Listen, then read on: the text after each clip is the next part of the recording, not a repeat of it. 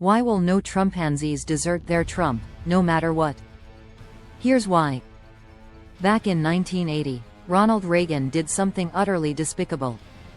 He converted a political party, the Republicans, into a religious party of evangelical Christians. It's a disaster when politics is downstream of religion.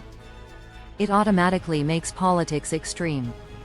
It causes total polarization and fanaticism. America's culture wars aren't culture wars. They are religious wars. The conservatives who support the Republican Party are evangelical Christians. Their objective is to defend Christianity at any price. Under the Republicans, there is no separation of church and state. The state is explicitly Christian, and Christian prayers are said before cabinet meetings. Nearly everyone in the cabinet professes their Christian faith and attends Christian churches. The Supreme Court is full of radical Christians. Why are people not getting it that the USA has been taken over by radical Christianity and now resembles a theocratic state like the Taliban's regime in Afghanistan? The USA is not a political state, it's a religious state. The other lot, the absurd Democrats, put up their own religion against Christianity, the repulsive secular religion of wokeness. The Democratic Party is also a theocratic party, promoting the nauseating nostrums of extreme liberalism. Rather than being a sane, enlightened 21st century nation, the USA is a superstitious, backward Christian country fighting a desperate rearguard action against wokeness, the religion of multiculturalism and exoticism. Out of the frying pan and into the fire. Why can't the USA embrace normality and rationality? What's so bad about that? Why can't it give up its addiction to nonsense and fantasy? Why doesn't it enter the real world?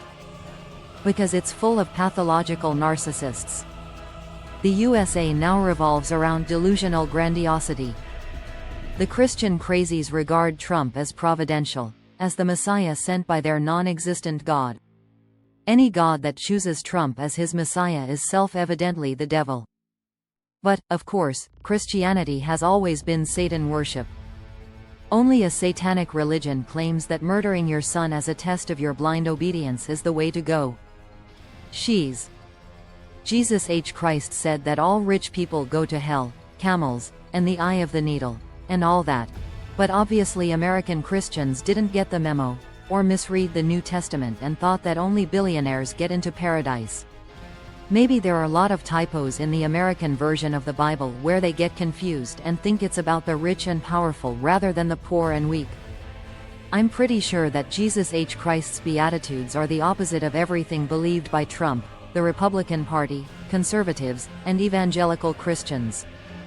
Funny, that. In fact, they read much more like the woke gospel. WTF. Trumpanzees can't get rid of Trump because he is a proxy for their religious faith, and they ain't abandoning that. It's catastrophic for a nation to replace politics with religion, but that's exactly what the USA has done. That's why it's so friendly with Zion, another hyper-religious theocracy pretending to have some connection to democracy. By the way, Athenian democracy was all about getting rid of the rich, you know, ye ancient equivalents of Musk and Trump and assorted other tyrants. Athenian democracy was a product of the radical left. Have they stopped teaching history in the USA and replaced it with predatory capitalist and Christian propaganda from dusk till dawn?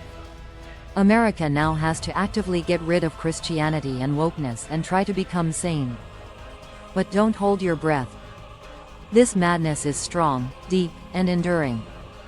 Blaise Pascal said, "Men are so necessarily mad, that not to be mad would amount to another form of madness."